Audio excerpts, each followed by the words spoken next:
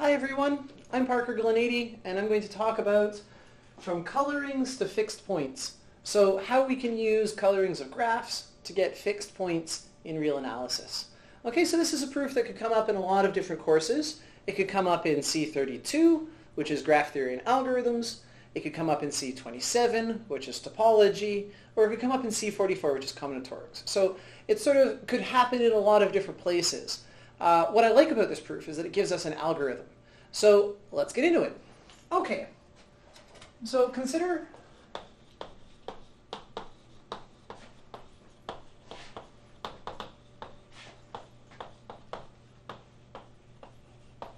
a string of beads. Okay, so we're going to color our beads red and blue.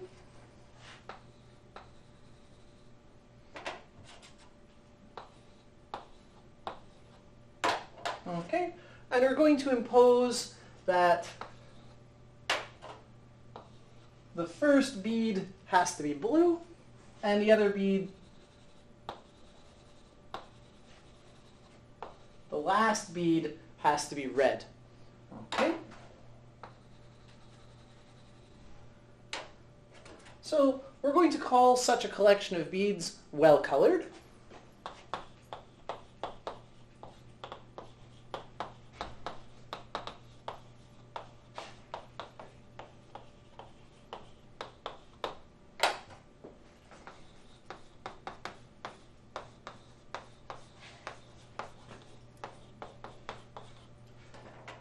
If the first bead is blue and the last bead is red.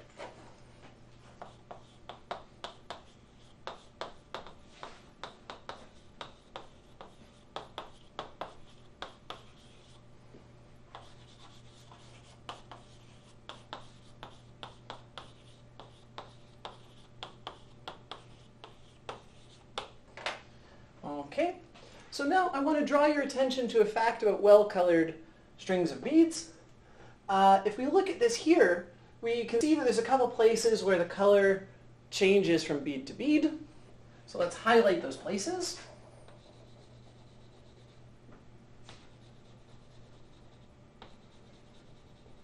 Okay, so here we've got 3 places where the color changes.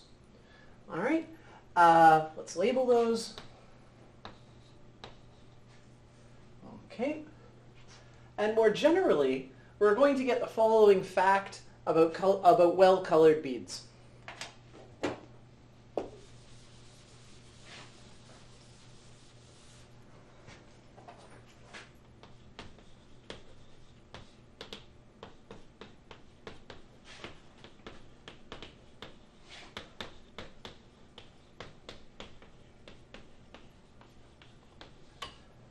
Okay, if a string is well-colored,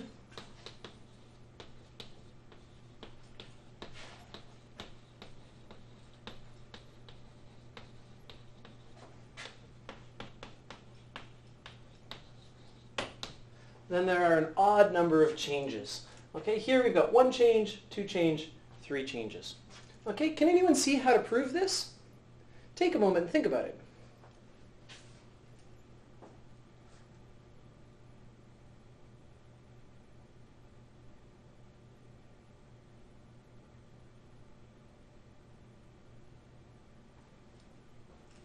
Okay, so we're going to prove this fact.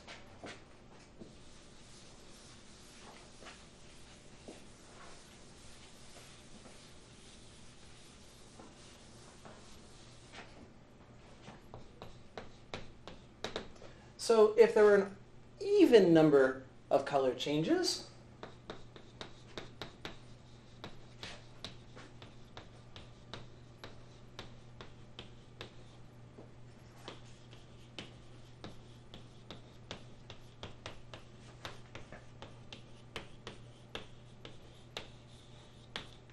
then what could we deduce about the color of the first bead and the last bead?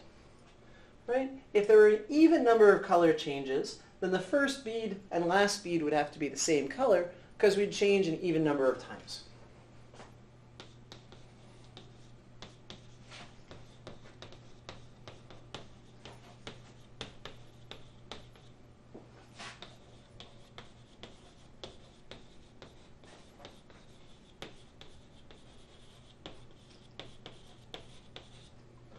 Okay, so in particular, our string is not going to be well colored.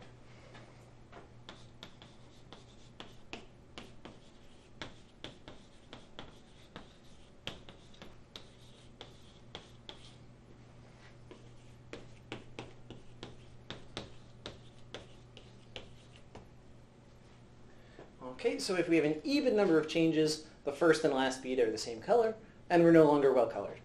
Okay, so there's always going to be an odd number of color changes. So now, I'd like to use this to prove a sort of deep theorem in real analysis. Okay.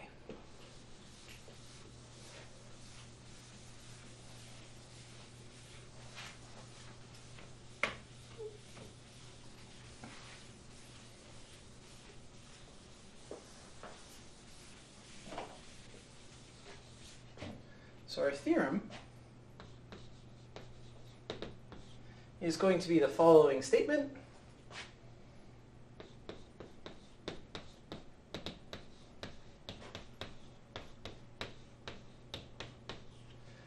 Okay, if we've got a continuous map,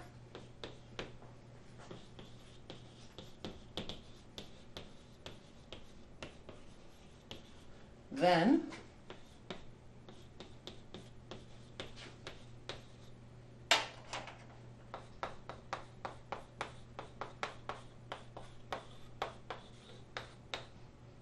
this map is going to have a fixed point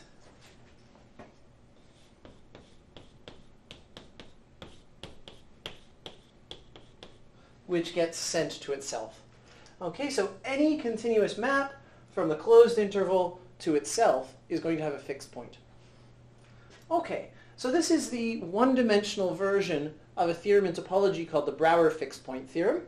We're going to only prove this one case of it, but in fact it holds in all dimensions. So if we have an n-dimensional cube and an n-dimensional cube, then any continuous map will have a fixed point.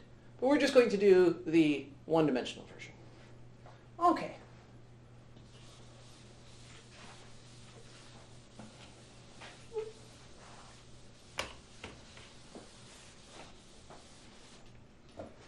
Can anyone recall from their first-year calculus course a proof of this statement? Take a moment and think about it.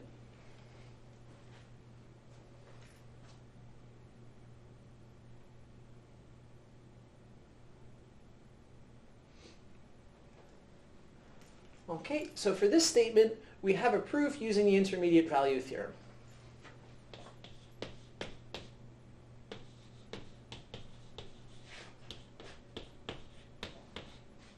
Okay, so our proof using the intermediate value theorem is we define this auxiliary function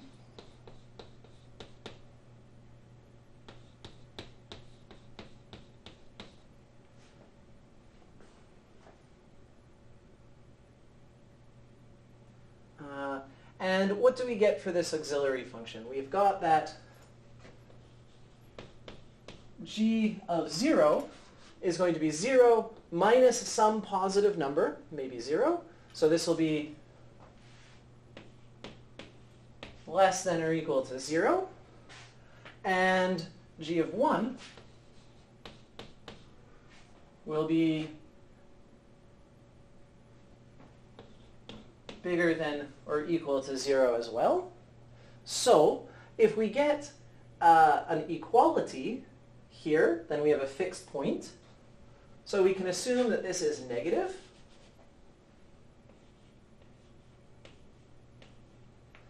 And if we have an equality here, then we get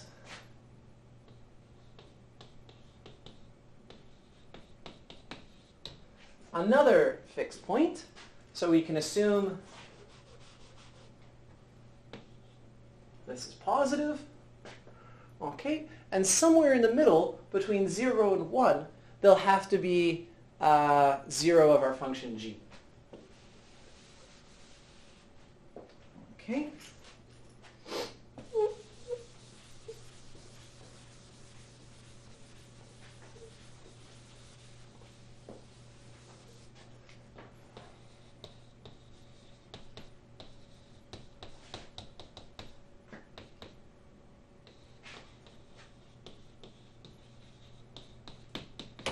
All right, we find some 0 of this function between 0 and 1.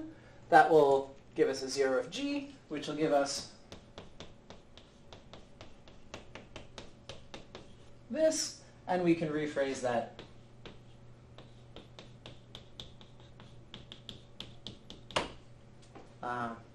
as being a fixed point. Okay, so this is the proof using intermediate value theorem, but it doesn't tell us where to find that fixed point. Okay, it's a non-constructive existence proof. So now what I want to do is I want to get into the details of how to find that fixed point explicitly.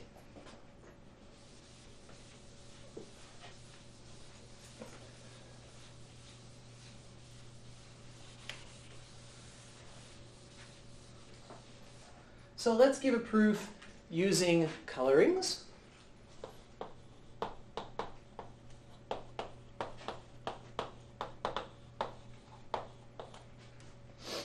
Okay, so using colorings, we define the following coloring.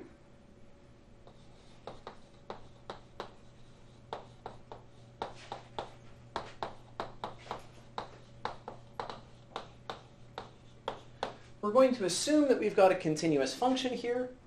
We're going to give a coloring of the endpoints of the closed unit interval. So we say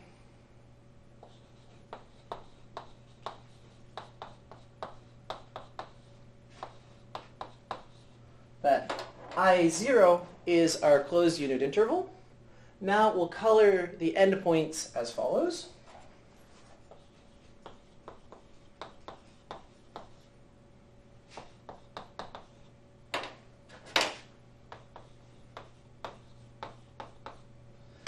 Okay, we color x0 blue.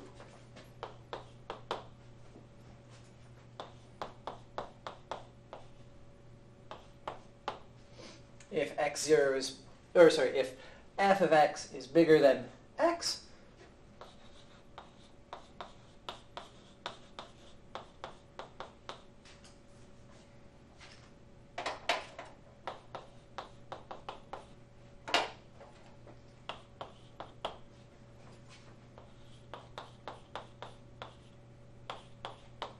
and we color it red if it is less than this.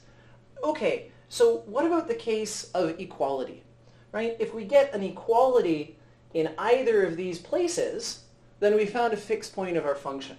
Okay, so this is going to be a well coloring for any, so the left endpoint of I0 will be blue, the right endpoint will be red, and we've got a well coloring of our interval now. So now we're going to subdivide I0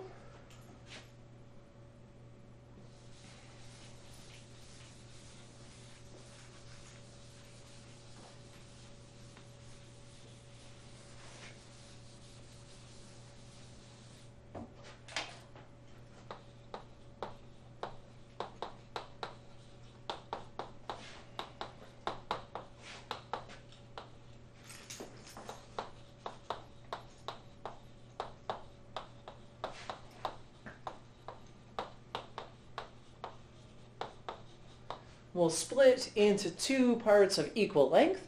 We could split into any number of parts bigger than one, so we'll split into two parts.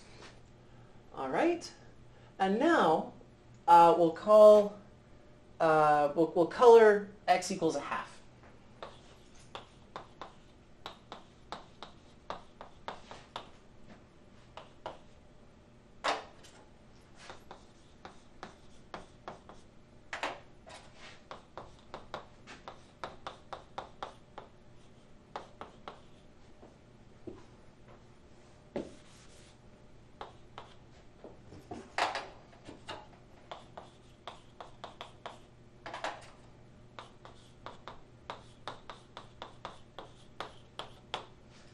Okay, so we're going to color that point one of two ways. We're not sure which way, but now we've got a string of beads.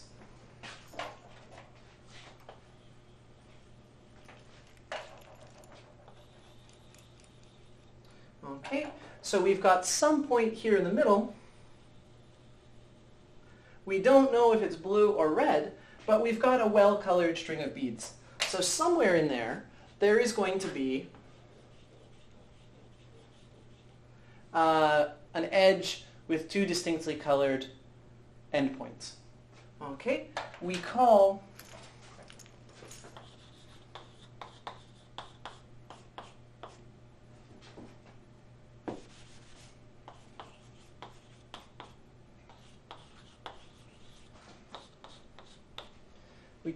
that edge I1. Okay, so in this example,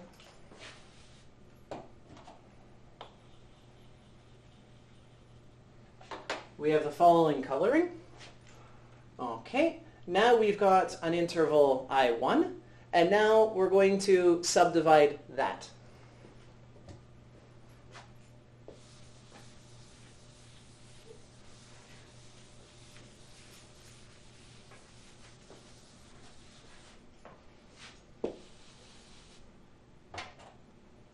Okay, so we subdivide I1 into two intervals of equal length. Okay, and now we recurse here.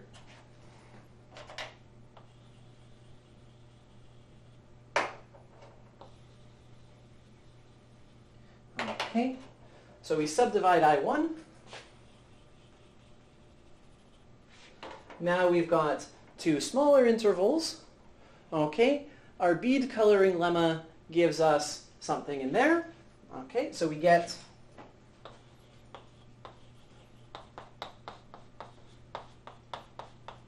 I2 contained in I1.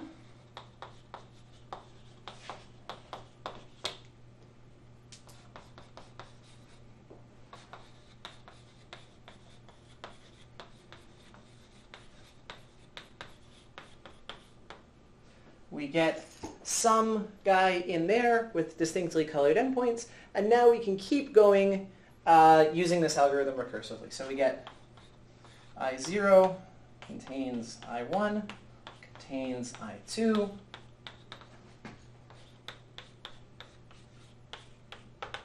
contains IN.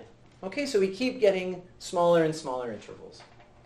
All right, now we're almost done our proof.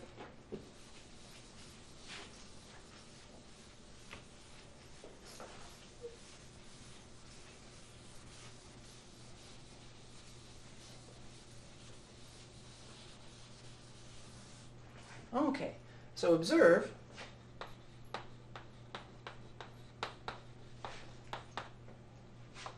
that if we take the intersection over this whole family,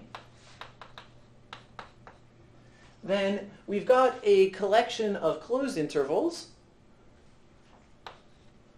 They're all nested inside each other, so by the completeness of the reals, this isn't going to equal to 0. There's going to be a point inside there, okay? And in fact, there's going to be a unique point inside there.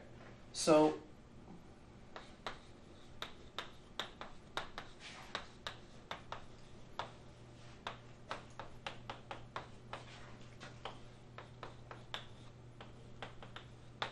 there is a unique point inside the collection, inside every member of this collection, okay?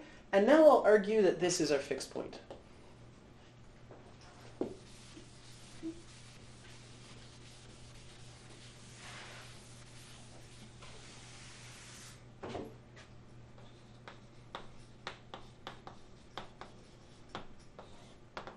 Okay, our final argument is that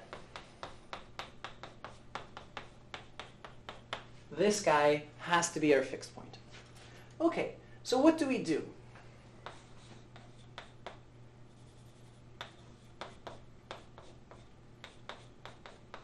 We're going to give names to the endpoints of these intervals.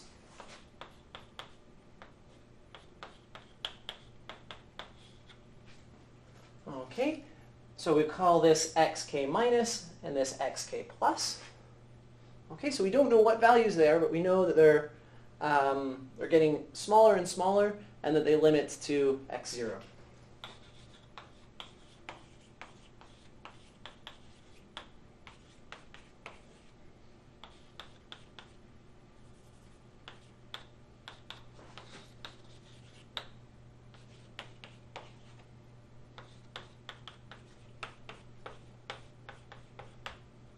Okay, so we've got that these guys limit to x star. And now we want to show that this forces us to be a fixed point.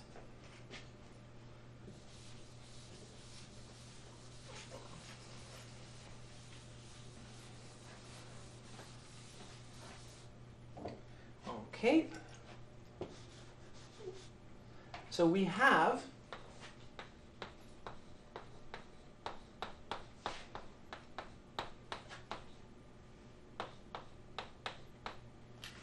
the following chain of inequalities.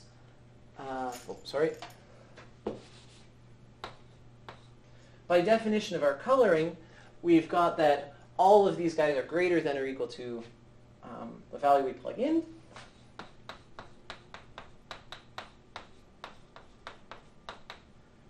And we've got the reverse inequality for the xk pluses.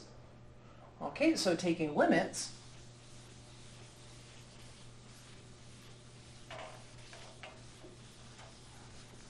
and this is where we need continuity of our function.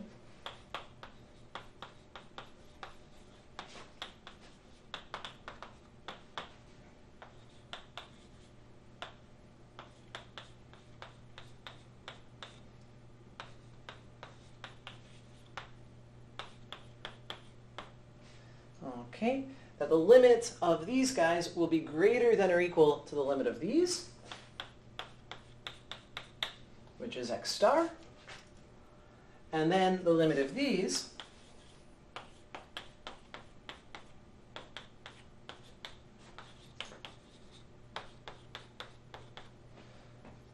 will be x star as well. Note that these strict inequalities become weak inequalities when we take limits. Okay, and now we've got that the limit of these guys is f of x star by continuity. The limit of these guys is f of x star by continuity. So now we've sandwiched the value of f of x star between x star and x star. Okay, so we obtain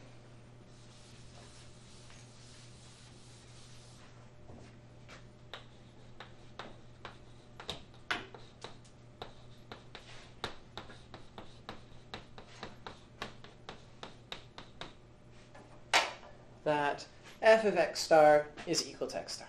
Okay, so we found a fixed point using our coloring plan. Okay, what's nice about this is that it gives us an algorithm for finding the fixed point. We know exactly what moves to make to get closer and closer to a fixed point.